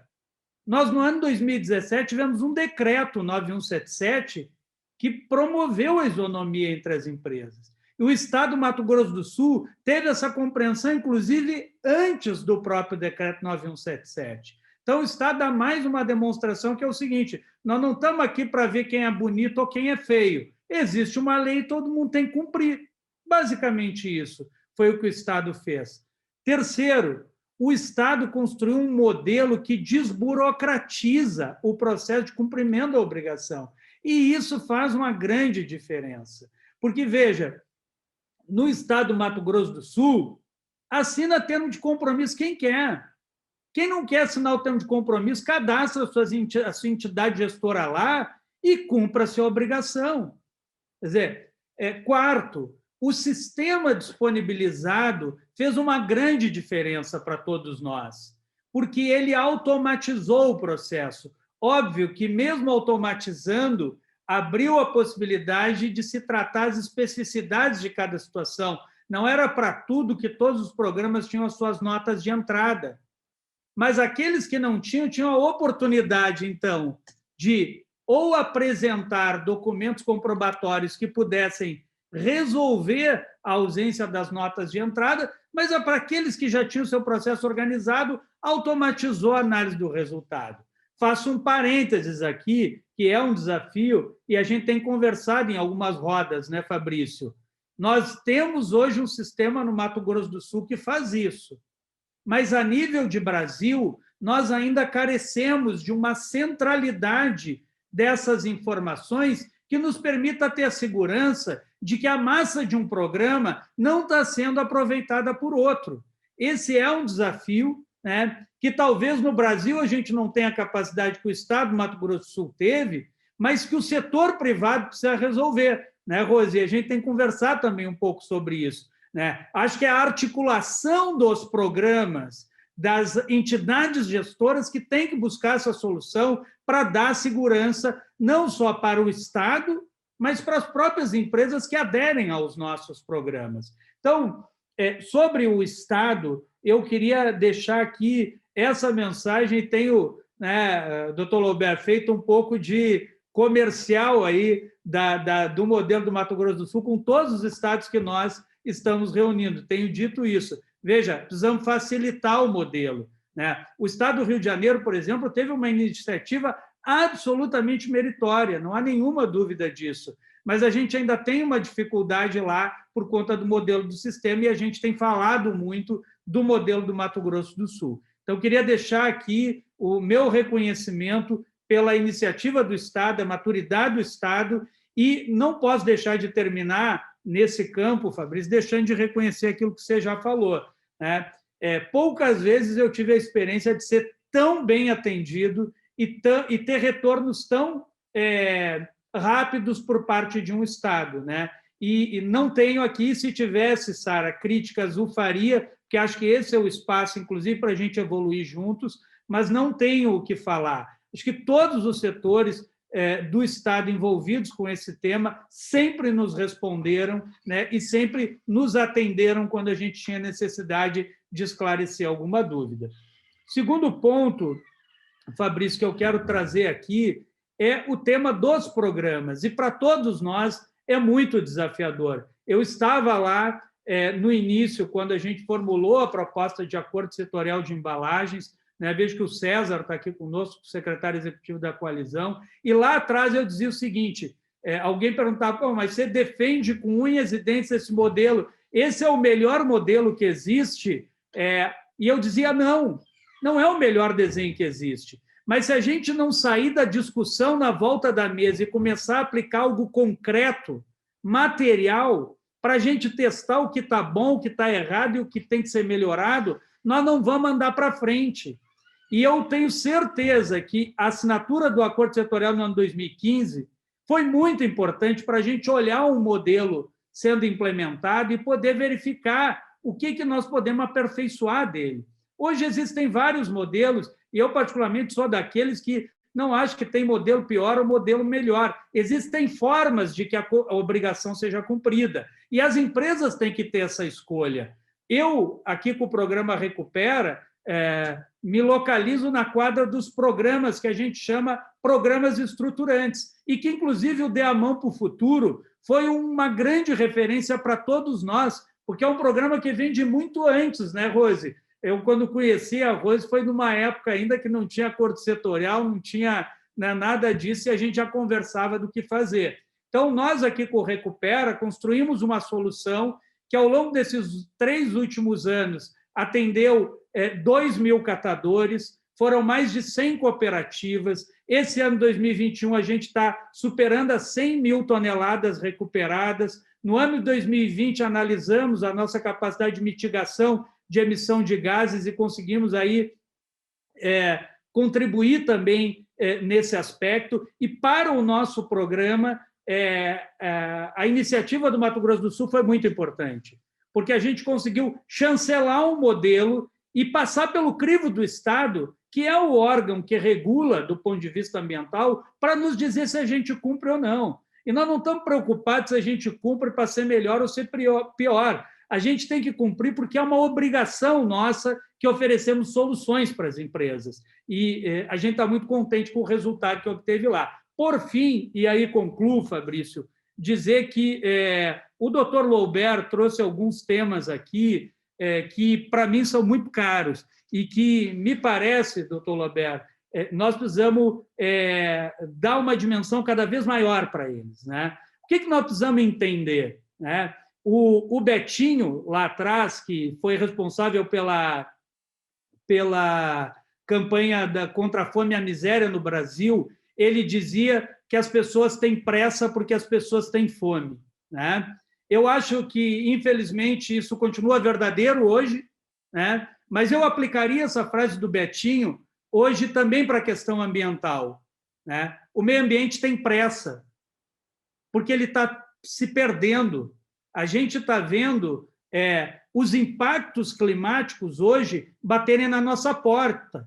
Quer dizer, a discussão de mudanças climáticas antes parecia um papo de ambientalista, mas nós estamos vivendo no nosso cotidiano isso. O Mato Grosso do Sul é um estado que está vendo o impacto das mudanças climáticas, talvez como poucos estados brasileiros.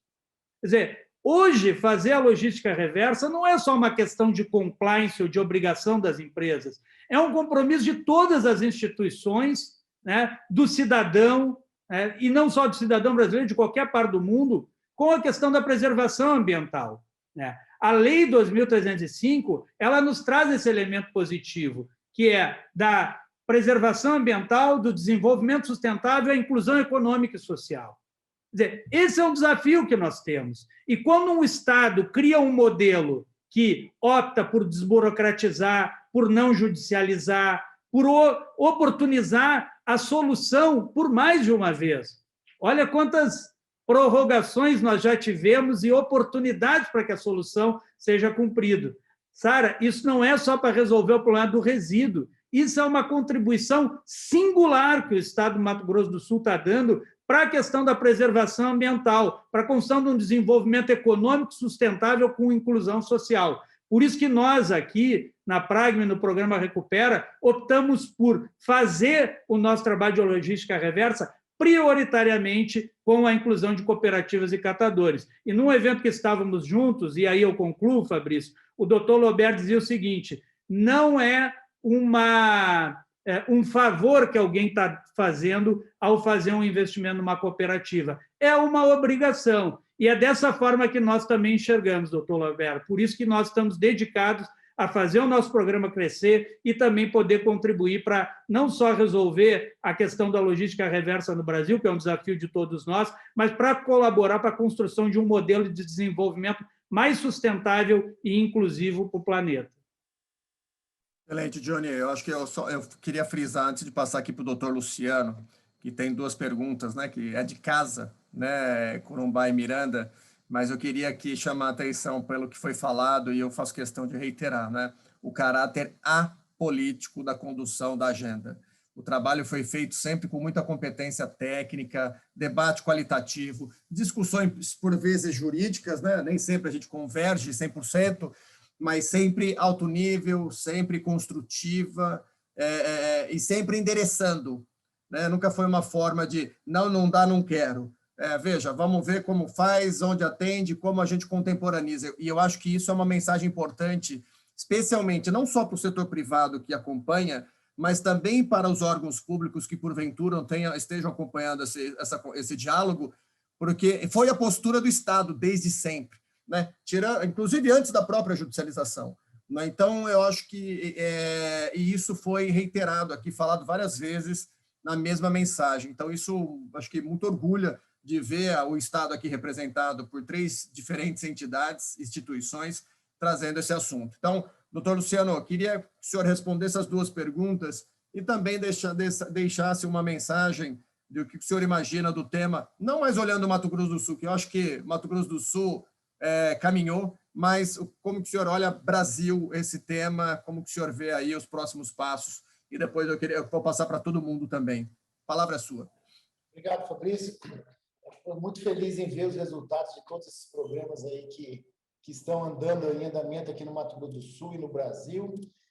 Invertendo um pouco, respondendo primeiro a sua pergunta, depois eu passo ali as considerações de Corumbá, Miranda e Aquidauana.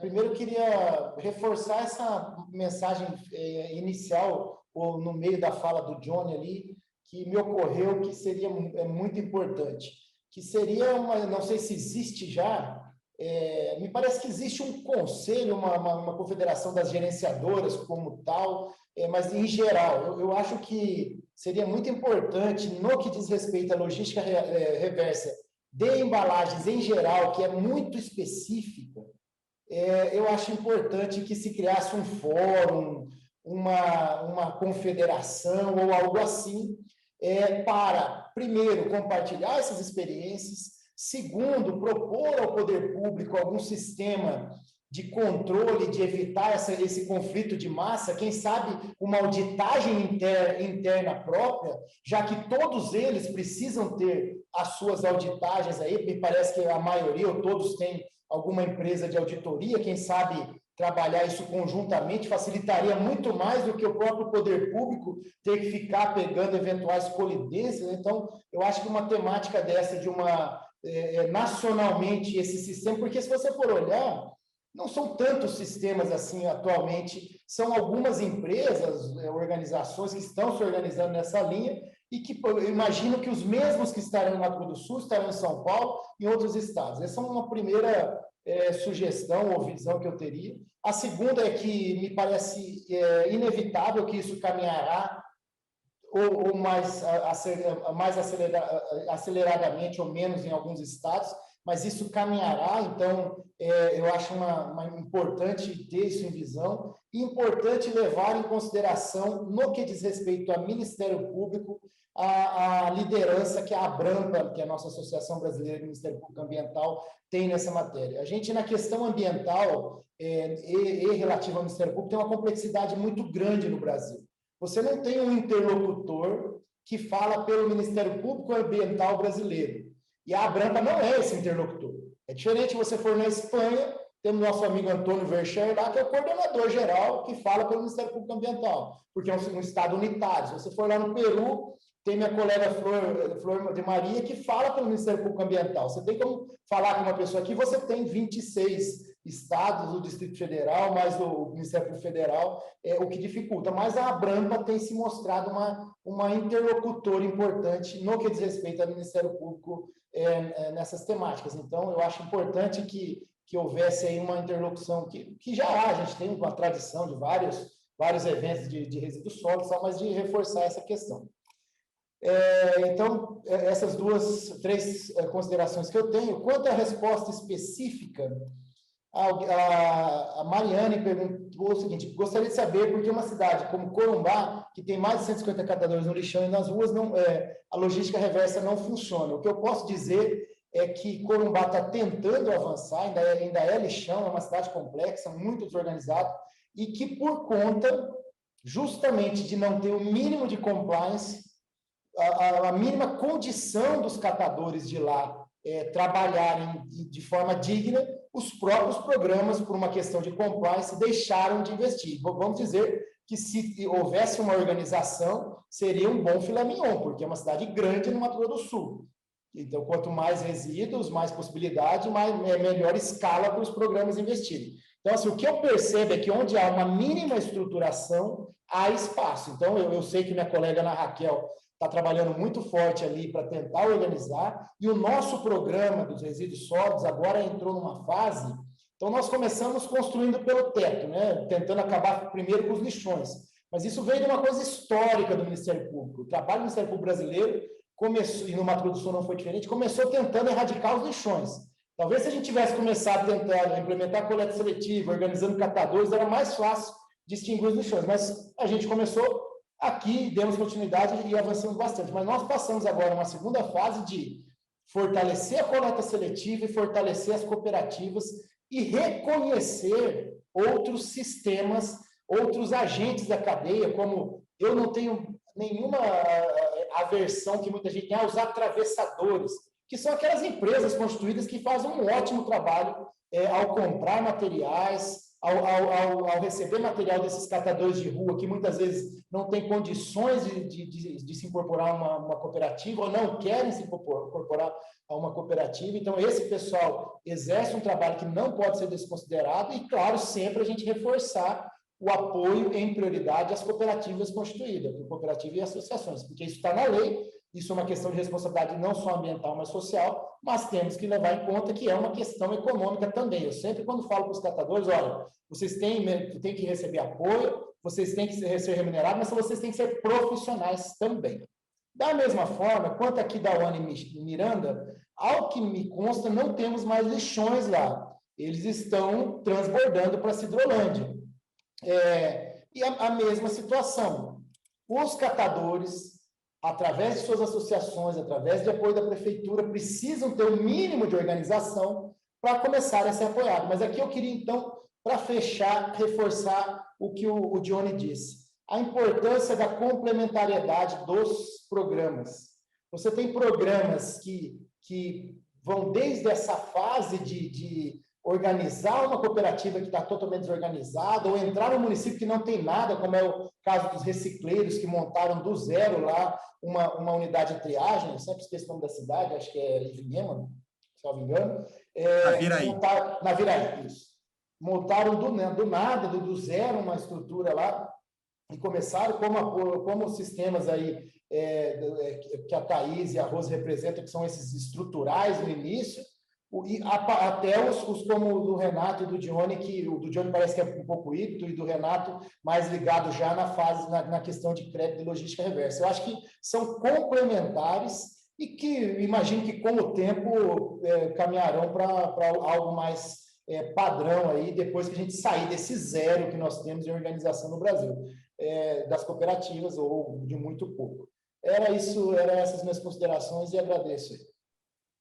Muito obrigado, doutor Luciano. Eu queria passar agora para a Sara. Sara, para as suas considerações. Eu acho que, mais uma vez, eu, por mim, ficaria mais uma hora aqui, tranquilamente, porque, veja, nós estamos aprendendo, estamos discutindo. Você vê, nós temos ainda pessoal antenado aqui, mais de 100 pessoas, aí, mais de 1h30 conectada. Então, acho que está produtivo. Então, eu queria deixar, Sara, o que vem pela frente, o que o Imaçu, eu acho que você já deu os indícios aí do processo de adequação. Eu acho que o Johnny chamou a atenção disso, quer dizer, convocou, deu uma chance. Ó, lembrou de que tem mais uma chance. E veja, tá, chega uma hora, né, que, olha, foram 18 chances. Então, queria que você comentasse um pouco, né, na perspectiva de vocês, o que vocês estão imaginando aí dos próximos passos. Mais uma vez, obrigada pelo convite e poder compartilhar com todos a nossa experiência. Então, como já foi dito, só gostaria de quero reforçar isso. O órgão ambiental tem a responsabilidade, né, de propiciar alternativas para que todas as empresas que têm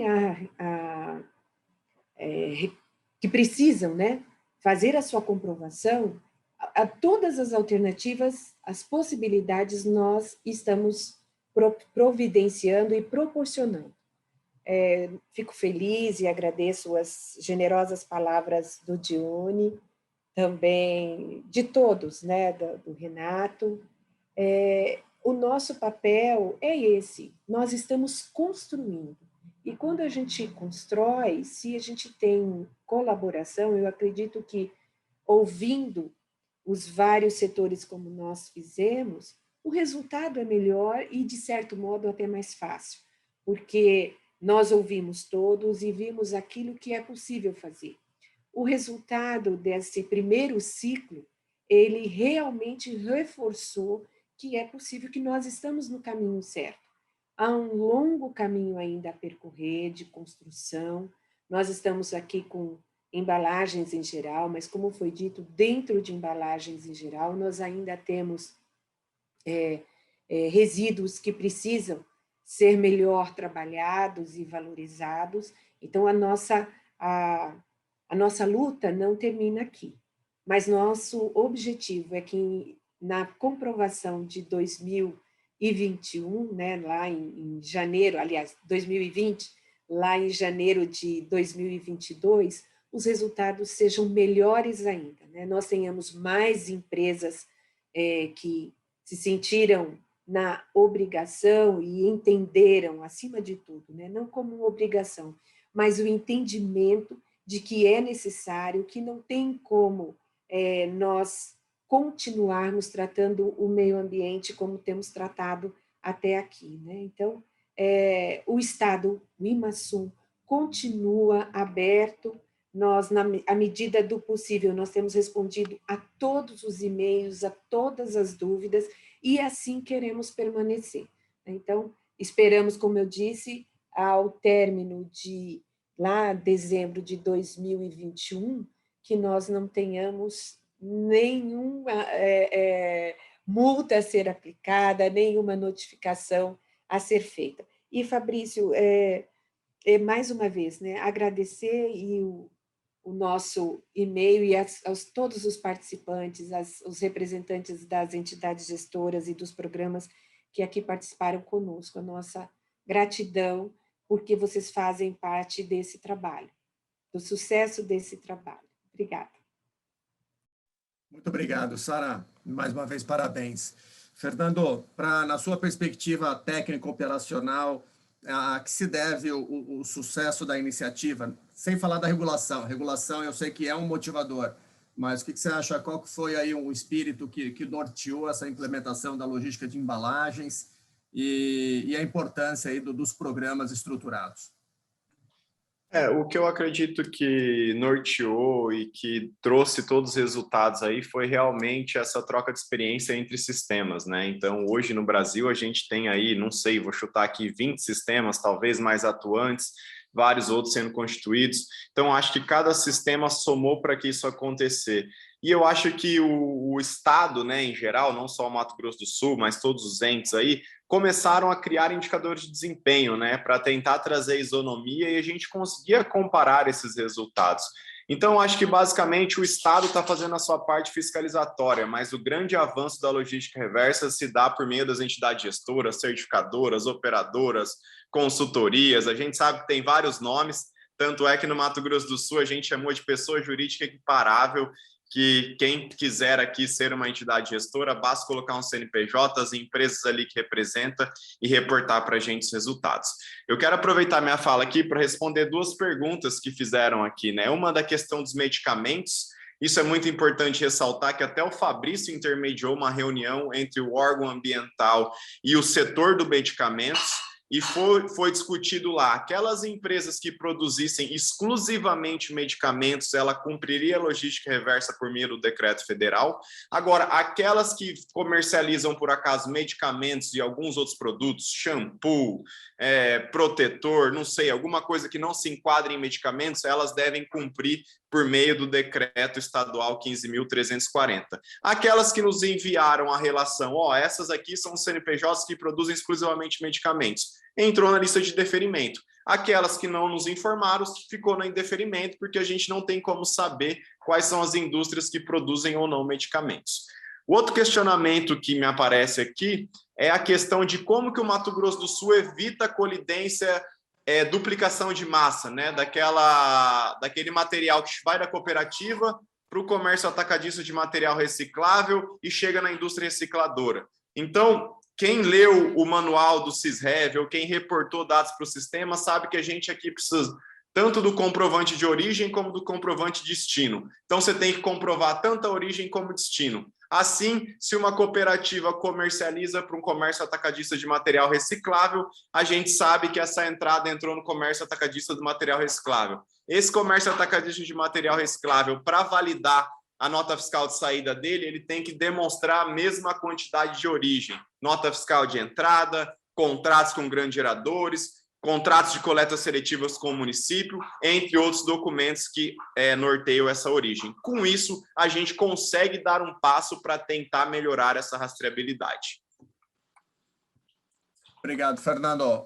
E agora as considerações. Rose, você, eu acho que assim, poderia a gente concluir aqui nos 4 programas lições aprendidas. Eu acho que o que o Estado trouxe de aperfeiçoamento do sistema, como é que você olha, eu dei a mão para o futuro, depois o Prolata, o Recupera, a Pólen, o que pôde internalizar, né? Melhorar, talvez a forma do reporte, como que você concluiria em termos de lições aprendidas aqui do sistema do Mato Grosso do Sul?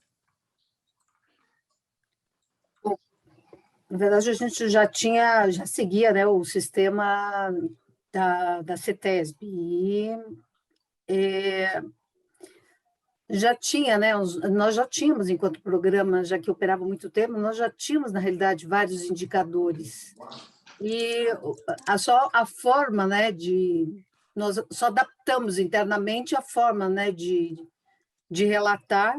Agora, uma preocupação que eu acho que foi comentada agora aí pelo doutor Lobé, é exatamente que a gente tenha, nós temos necessidade de ter um sistema único e que integre esses diferentes sistemas que começam a surgir nos estados, e como modelo hoje para nós, o modelo do Mato Grosso, né, nós já estamos bem já acomodados, eu diria, com ele, né, chegar e preencher e complementar. A gente espera, né, que outros modelos possam ter como base esse modelo do Mato Grosso do Sul, senão a gente vai ter uma vida bastante difícil, né, as entidades gestoras e equiparáveis. Porque imagine os 26 estados e distritos, cada um fazendo de uma forma. Então, isso geraria um trabalho colossal para as entidades. Então, quanto mais modelos que forem similares ou iguais, né, melhor, e um sistema podendo fazer a integração, para exatamente conseguir ter a rastreabilidade e evitar as colidências. Enquanto um modelo estruturante, desde seus primórdios, né, e sendo um pioneiro, nós continuamos acreditando ainda, né, que as cooperativas de catadores continuem sendo a ponta, e é a partir daí que a gente, investindo, né, incentivando essas cooperativas, é que a gente vai conseguir aumentar sempre a quantidade de materiais recicláveis, recuperados e encaminhados para reciclagem. Legal, Rosê. Muito obrigado e parabéns também pelo programa, pela liderança aí à frente do programa e a sua estruturação. Thaís. Vamos lá. Bom, lições aprendidas. Eu acho que a primeira lição é começar, né? o Estado do Mato Grosso do Sul deu uma excelente lição de começar, né? Puxar o fio da meada e começar. A gente muito falava em política nacional de resíduos sólidos, muito ouvia diversas entidades, programas executando, mas, de fato, ninguém puxou lá o fio da meada e falou, ó, vamos executar dessa forma. É um aprendizado, né? Da mesma forma, quando a gente iniciou o Prolata, era um aprendizado lá no começo, e a gente vem aprendendo ao longo dos anos. Então, acho que uma das lições foi começar e executar. A segunda lição é que cada estado é de um jeito diferente do outro. Cada cooperativa de cada estado atua de um jeito diferente do outro. Cada interposto de um estado atua de um jeito diferente do outro. Então, a gente tem que aprender com os estados, né? Então, acho que um aprendizado é que cada um tem a sua regionalização de uma forma diferente da outra. Então, esse também foi um super aprendizado. O outro aprendizado, que eu acho que já sinalizaram aqui, é a interlocução entre programas, né? Então, a interlocução é super importante, não adianta, não é aquela coisa da imposição de um programa sobre o outro, acho que todos têm que fazer uma interlocução entre programas. E uma das coisas que eu acho que o Lobé bem colocou em relação à complementaridade dos programas, né? Eu acho que uma das situações é em relação ao trabalho que deveria ser executado em conjunto, e eu sempre bato nessa mesma tecla, e todo mundo fala, nossa, né? Mas por que bater nessa tecla? A gente tenta trazer, a gente trabalhar de forma única a educação ambiental, né? Todos os programas trabalharem juntos para a educação ambiental, dos estados, municípios, enfim. Então, acho que essa daí também é uma lição que a gente ainda tem que aprender, né? Essa daí a gente não aprendeu ainda, mas eu acho que a gente aprende aí ao longo dos anos. Bem, era isso, Fabrício, obrigada. Muito obrigado, Thaís. Também parabéns aí pela condução do Prolata e a sua atuação aí em âmbito nacional também. Passo agora a Renato. Maravilha, vamos lá, Fabrício. Acho que a principal lição, acho que como a Thaís muito bem colocou, foi o Estado dar o start, começar, e aí a gente parte para os outros encaminhamentos de solução que virão, né, em fases, né, em outros momentos em que o Estado se encontrar de maturidade em relação à logística reversa, né?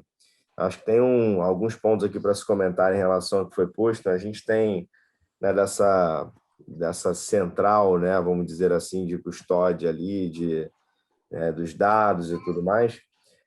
A Pollen tem desde junho do ano passado um link para toda e qualquer entidade gestora de logística reversa checar se alguma nota, algum dado, né, que seja compartilhado com elas esteja também no banco de dados da Pollen. Então, qualquer entidade pode ir lá checar aí se você tem uma informação que está colidente com as informações do nosso sistema.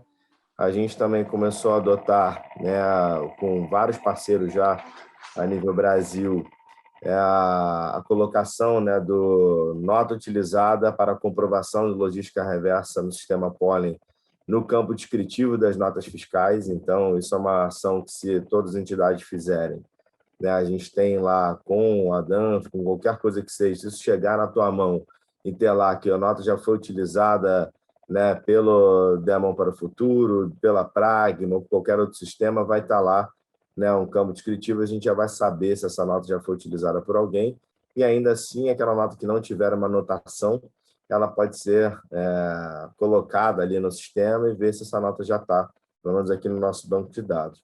A gente faz todo esse sistema de colidência de notas, de informações e tudo mais, através de uma blockchain, isso para dar toda a segurança para todo mundo, né? A blockchain, ela trabalha numa lógica, né, de funções repartidas ali de dado. Então, uma vez que esse dado está numa blockchain, uma vez que o contrato inteligente, que é o responsável por ler as informações da nota fiscal, estão lá numa blockchain, hospedados lá, nem a Pollen consegue mais alterá-lo. Então, a gente tem lá todo esse sistema que certifica, enxerga essas notas e computa essas notas lá dentro, né, dentro do nosso sistema, que é impossível que qualquer alteração seja feita dentro delas. Então, uma vez que uma DANF está lá dentro, eu não posso colocar outra DANF lá, o próprio sistema já bloqueia isso automaticamente. E aí eu acho que cabe, né? Eu acho que vai ter um momento em que a gente vai ter aí no Mato Grosso do Sul nas próximas fases, acho que pegando aqui também um pouco do que uma pergunta da Mariane aqui colocou, né, das lições em relação à estruturação, em relação a essa realidade, por exemplo, que ela citou em Corumbá. Acho que a gente está aqui por uma única razão, né, que é estruturar e melhorar a qualidade ambiental urbana do nosso país. Acho que ainda existe um pouco uma confusão do que é um certificado, do que é um crédito, não um certificado, então, para deixar claro, ele certifica que uma nota fiscal de resíduo foi gerada, tem um NCM de resíduo e foi comercializada por um reciclador, e um crédito, ele acredita toda a ação de estruturação, né, que a gente faz junto das cooperativas, junto de catadores ou qualquer outra entidade que esteja retirando material pós-consumo, né, de circulação e reinserindo na cadeia da reciclagem. Isso tudo é tido como um crédito, isso é creditado em nome de uma empresa que esteja contratando esse serviço. Então, ele não somente certifica, mas a gente trabalha fazendo todo o desenvolvimento de um trabalho e acredita isso à empresa que nos contrata para realizá-lo. Então, acho que vai ser muito do nosso trabalho aqui de base, de todas as entidades gestoras de IMASUL, também atuarem em relação às problemáticas do Estado e do territórios objetivos, ali de uma forma geral, em umas próximas fases, né? Então, na medida que se aumenta a cobrança no Estado, como vem acontecendo, naturalmente vem também o nosso papel em desenvolver novos sistemas, novas máquinas, né, de operacionalização ali da coleta, de triagem desse resíduo, e fazemos investimentos enquanto entidades gestoras que somos para melhorarmos aí essa realidade, né, encontrada em algumas localidades do estado do Mato Grosso do Sul. E com isso, claro, acreditarmos aí essas ações às empresas que nos contratam, né, que são aderentes aí aos programas que nós desenvolvemos, para que elas estejam em dia também com tudo que é necessário para a lei, mas também, como o Johnny muito bem colocou, acho que é muito para além de hoje de ser uma obrigação de compliance, mas sim algo que deva existir por dever, né? Então, todos temos um dever fundamental de conservação, né, de ecossistemas de uma forma geral, todos nós usufruímos de serviços ecossistêmicos de uma forma geral, então é nosso dever também fazer toda essa conservação para que possamos continuar a usufruir. Então, acho que, em linhas gerais, acho que nós passaremos aí por esse momento em algum momento aí para o futuro, né, de estruturarmos aí, quiçá conjuntamente, alguns programas em regiões, em municípios que haja uma realidade muito complexa, que a gente se junte enquanto entidade para poder também realizar ações maiores do que aquelas que podemos realizar sozinhos. Então é isso. Obrigado mais uma vez pelo espaço, obrigado pelo convite aí. Espero estarmos juntos aí em próximas vezes e ocasiões também. Valeu, Renato. Muito obrigado. Johnny, para as suas considerações, aí eu faço um fechamento e a gente conclui. Bom, primeiro, Fabrício, o que trouxe de aprendizado? Tá? A dificuldade que muitos players tiveram de cumprir a sua obrigação no Rio Grande do Sul, aqueles que foram atrás, que decidiram fazer, demonstra a importância do investimento em programas estruturantes. Como eu disse, veja, o mercado ele tem um problema gigante. Se a gente pegar todo mundo que existe hoje, multiplicar por 10, não resolve o problema. Vai faltar braço, vai faltar perna. Então, na minha visão, todas as iniciativas são muito bem-vindas. Existem modelos de negócio de como resolver o problema. Como eu falei, nós estamos na quadra dos programas estruturantes. Veja, se a gente não investir na base da cadeia, o Mato Grosso do Sul, ele sinalizou isso. Quer dizer, tem que investir em catador. E outra, não adianta me vir aqui com nota de entrada de cooperativa para o meio da cadeia e depois ainda querer levar da cooperativa lá, porque não vai dar. Quer dizer, o crédito tem que chegar em quem gerou ele. Então, investir em programas estruturantes é algo muito importante, porque se a gente ficar só comercializando o resultado, a demanda cresce e a oferta não vai acompanhar. Então, ou a gente estrutura a base da cadeia a partir de programas estruturantes, organizando cooperativas, e, doutor Lobera, o senhor trouxe um ponto aqui fundamental, e nós aqui no programa Recupera na Pragma estamos fazendo isso. Como pensar soluções para que os catadores autônomos participem do sistema de logística reversa? Eles não podem ser penalizados simplesmente porque não querem estar numa cooperativa. Então, nós estamos desenhando soluções aqui. Segundo ponto, Fabrício, de aprendizado, precisamos cooperar. É isso que eu disse, o mercado é gigante. Aliás, quando me dizem assim, concorrentes de mercado, de um mercado que representa o quê? 2%, 3% do que nós temos que recuperar no país? Quer dizer, nós temos que construir um mercado e não ficar disputando. Se eu já estou numa cooperativa, vai cantar em outra freguesia, amigo. Vai organizar outra, vamos ampliar a base de recuperação, porque senão nós vamos ficar, um vem e tira do pote de um lado, o outro corre e vai lá e tira do outro. E o pote continua sendo o mesmo. Quer dizer, então nós precisamos criar uma ética de mercado. Nós precisamos ter consciência de que nós não estamos só fazendo negócio para ganhar dinheiro. Obviamente que existem players aqui que precisam se viabilizar economicamente, mas se é só para ganhar dinheiro, tem que ir para outro mercado. Esse mercado não se presta para isso. Nós temos compromisso ambiental, nós temos compromisso com inclusão social, nós temos compromisso com a sociedade brasileira. Veja, quem disse há poucos dias, aí foi a Federação Internacional de Combustíveis, dizendo o seguinte, ou a gente para com a emissão de gases com combustíveis fósseis até 2050, ou passamos do limite. Isso não sou eu que estou dizendo, é uma grande federação internacional que está dizendo isso. Então, nós precisamos tomar consciência. Por fim, Fabrício, e aí eu quero mais uma vez aqui citar o doutor Loberto, porque acho que ele trouxe um ponto aqui importante. Veja, o nosso sistema aqui, doutor Loberto, eu gero certificado. Eu tenho um controle das minhas notas fiscais aqui com base de dados de Receita Federal, assinatura. A gente cruza cooperativas com outros programas. A Rose, né, Rose? A gente troca aqui as nossas listas, vê o que está lá, vai o que não tem. A gente já discutiu aqui, vamos colocar o blockchain, enfim, que é um negócio bacana, legal. Mas veja, mesmo que tenha o blockchain, se não tiver todo mundo na mesma rede, não funciona, né? Esse é o nosso grande desafio. Por isso que eu estou citando que o doutor Loberto disse, quem sabe cria uma federação, alguma coisa assim, talvez esse seja o caminho. Não sei se uma federação, não sei qual é a personalidade, mas algum lugar, um terceiro, que não seja... Veja, que não pode ser certificador, não pode ser um programa, não pode ser uma entidade interessada, porque nós aqui, o Prolata, a ABPE com Deamão, a Poli, nós estamos todo mundo no mesmo campo. Então, não dá para eu validar as notas da Rose e a Rose validar as minhas. Veja, nós precisamos ter um terceiro aqui. Esse terceiro não pode estar no mesmo mercado que a gente, senão não funciona. Senão nós vamos ter dificuldade, inclusive, de adesão. E eu acho que esse é um grande desafio, doutor Roberto, porque é o seguinte, nós temos uma disputa para gerar resultado, e precisamos todos gerar resultado. Então, eu acho que nós estamos indo para uma segunda fase agora. Como que a gente garante que esses resultados não vão ser duplicados? Que as empresas estão fazendo, não há dúvida, estão fazendo. Precisa fazer mais? Estamos todos nos esforçando para fazer mais. Agora, aos poucos, nós temos que ir organizando o sistema. E acho que com o seu CISREV, o Mato Grosso do Sul deu um exemplo de como isso é possível de ser feito. Fabrício, obrigado para todos aqui que nos acompanharam até agora, para os meus colegas aqui de mesa, né, e no que precisarem, contem conosco, nós estamos aqui para ajudar a construir junto essa solução para o nosso país. Eu só tenho que agradecer a cada um de vocês, né? Nunca foi tão prazeroso aqui estender o prazo, passar do prazo, do limite, e acho que uma construção plural.